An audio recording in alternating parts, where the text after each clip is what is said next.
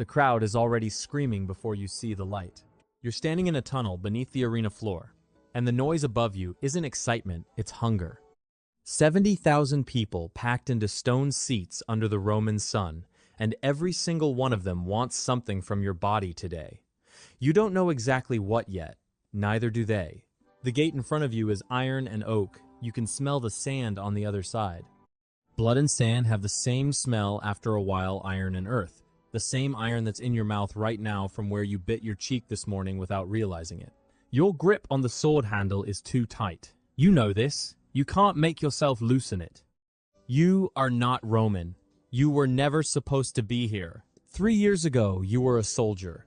Not a great one, not a decorated one, just a man with a spear and a unit moving through territory that turned out to belong to someone else. The battle lasted less than an hour. Your unit broke around you like water splitting at a stone. Men you'd eaten beside for 2 years turned and ran without looking back. And you don't blame them, because you ran too. You just didn't run fast enough. That's all it took.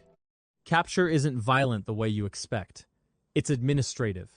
Men with ropes and ledgers. Someone writes down your approximate age, your build, your teeth. You are assessed like livestock, because that is what you have become. The word they use is not prisoner. The word they use is property. They are not angry at you. They are not anything at you. That absence of emotion is the first thing that breaks something inside you, the realization that hatred would at least mean you registered as a person. You are sold twice before you arrive at the ludus. You don't speak enough Latin to understand the transactions. A number is said, a different number is countered. Hands shake, you move. You understand the chains. You understand the direction you're pushed when you hesitate. Everything else is noise. The gladiatorial school is nothing like the arena. It's a compound, low walls, dirt yard, wooden training posts, worn smooth by 10,000 strikes. The smell is sweat and sawdust, and something sour underneath that you eventually identify as fear that has soaked into the ground over decades. The men here are from a dozen different countries. Gaul, Nubia, Syria, Britannia, places so far from each other that in any other life these men would have been enemies. What you share is not language. What you share is not culture or religion or any choice you've ever made. What you share is that nobody is coming for you.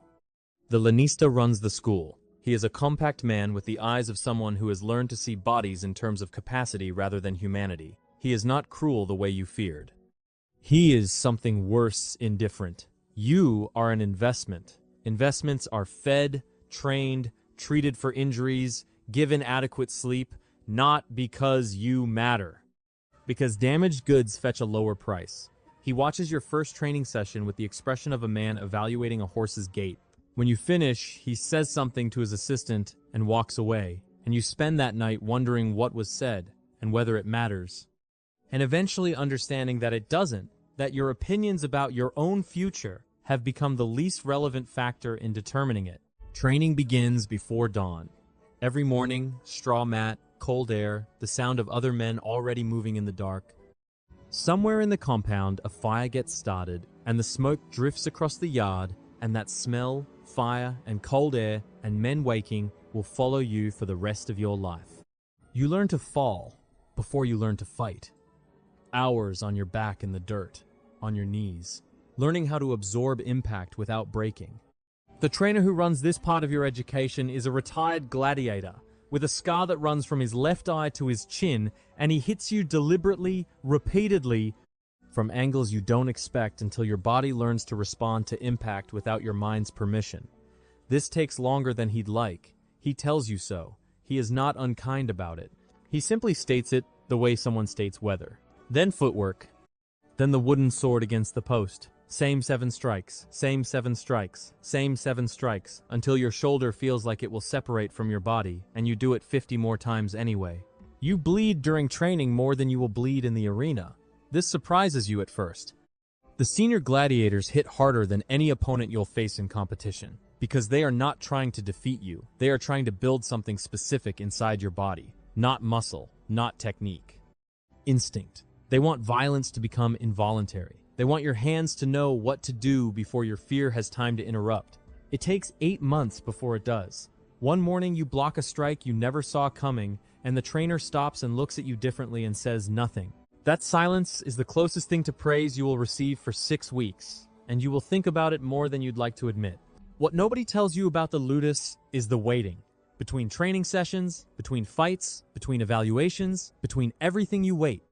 Hours in a small cell with walls close enough to touch on both sides, a window too high to see through, light that moves across the floor and tells you the day is passing without you. The waiting is where most men break.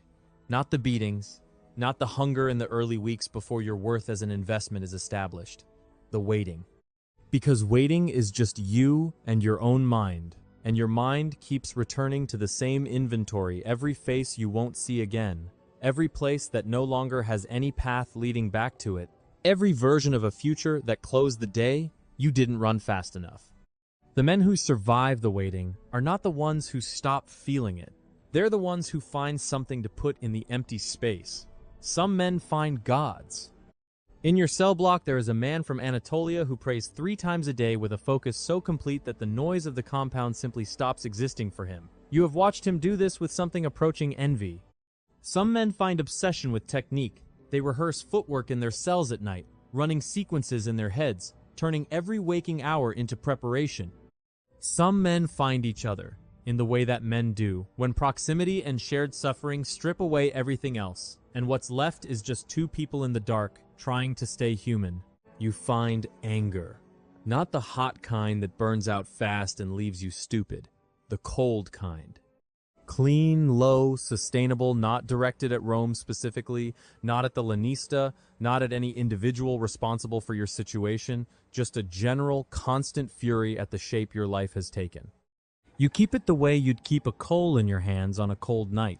Press it, feel the heat, don't let it go out. It will serve you better than hope. Hope requires a future you can picture. Anger only requires right now. Your first fight is not what kills you inside. Your first fight is almost routine. Another new recruit matched against you in the early afternoon slot when the seats are only half full, before the crowd is warmed up, before the main events. You are both terrified. You are both swinging with more panic than precision. Your training takes over somewhere in the 2nd minute, and your hands do what they were taught to do, and suddenly the other man is on the ground, and the referee is between you, and someone in the crowd is making noise, and you have won. You don't know exactly how. Afterward, your hands shake for 4 hours and you eat nothing, and you lie on your mat and look at the ceiling and wait for something to feel different. Nothing does. That is either reassuring or the most frightening thing that has ever happened to you, and you're not sure which. What kills you inside is the crowd. Not their cruelty, you expected cruelty. And cruelty you could categorize, could place in a box labeled enemy, and deal with accordingly. What you didn't expect is their joy. Their complete, unguarded, familial joy. You see them clearly for the first time in your 3rd fight, when a moment of stillness in the combat gives you a second to look up. Families with children pointing. A senator leaning forward with the same expression a man gets watching a chariot race. A woman laughing at something her companion has said while below her 2 men bleed on white sand. They are genuinely happy. Not despite what they're watching. Because of it. They have paid for this. They have chosen this over 100 other ways to spend an afternoon, and they feel no guilt about the choice, because the guilt has been designed out of the transaction. You are not a person to them. You are a genre. And the most disturbing part, the part you will carry longer than any scar, is that some of them know your name. They cheer it. They have opinions about your technique. They have favorites. You are famous to people who have never considered your freedom for a single second of their lives. This is the understanding that never leaves. Not fear of the blade, the full comprehension of what you are to the city that surrounds you. By your 6th fight, you are someone. Not free, never confuse those 2 things, and you have watched men confuse them, and it hollows them out in a specific way, but someone. You have a name the crowd recognizes. You have a style they've come to expect. You have opponents they anticipate seeing you face. There are men in the ludus who have been fighting for 6, 7, 8 years. And they have the psychology of something you don't have a word for yet. Not peace, not resignation, something more functional than either. Complete presence. No past accessible enough to grieve, no future constructed enough to fear. Just the morning, the training, the fight, the cell, the morning again. You study these men, not their technique, their architecture, how they have built a self that can survive indefinitely inside these walls. There is a gladiator from Gaul named Vercinus, who has been fighting for 6 years and won 31 times, and lost twice and been shown mercy by the crowd on both occasions. He is the most psychologically intact person in the compound, and you spend a long time trying to understand why before you do. He has simply removed every part of himself that required dignity to survive. Not killed it, removed it. Set it outside the walls like a coat he couldn't wear in here anyway. What's left is clean, functional, entirely present. He sleeps well, he eats slowly. He watches new recruits arrive with an expression you once read as pity, and eventually understand is something closer to recognition. You study him the way you used to study terrain before a battle. The worst day is not a fight day. The worst day is the day the lanista informs you that under certain conditions, 5 years of service, documented performance, survival manumission is possible. Freedom. The wooden sword given as symbol, the document signed, the gate open. You think about this for 6 days, and on the 6th day you realize you don't know what you would do with it. The man who was captured 3 years ago had a life to return to, however damaged. This man, the one your hands have become, the one your instincts belong to, the one the crowd cheers, this man has nowhere. Freedom without destination is just a larger cell. The lanista watches your face while you process this, and something almost like sympathy crosses his expression and then is gone. You understand Vercinus completely that night. Death, when you examine it without panic, is not the worst outcome. Death is a door. The worst outcome is winning so many times that you become famous. And famous means valuable. And valuable means the school will never willingly release you. And never released means the arena becomes the only world your body remembers. Means you have not been destroyed. Means you have been completed. Means the Empire has taken something from you, not violently, not all at once, but incrementally, at the speed of years, so gradually that you never felt the exact moment the person you were stopped being the person you are. That is what they don't carve on the monuments. Not the dead, the ones who lived so long they forgot what they were living for. The gate is opening.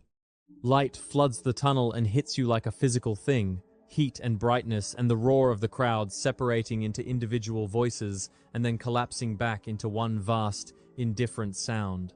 The sand is almost white under the midday sun. The air coming through smells like heat and iron and the particular smell of a crowd in summer, which is something you will never be able to describe to anyone who hasn't stood exactly where you're standing. You step forward, not because you found peace with any of this.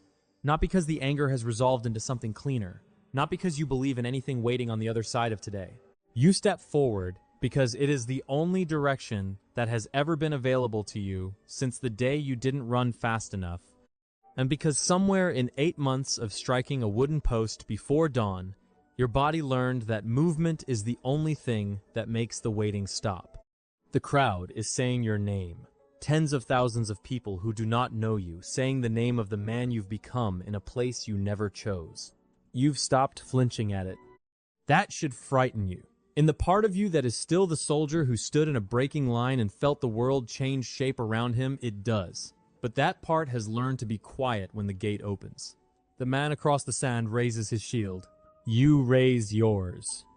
The crowd gets what it paid for.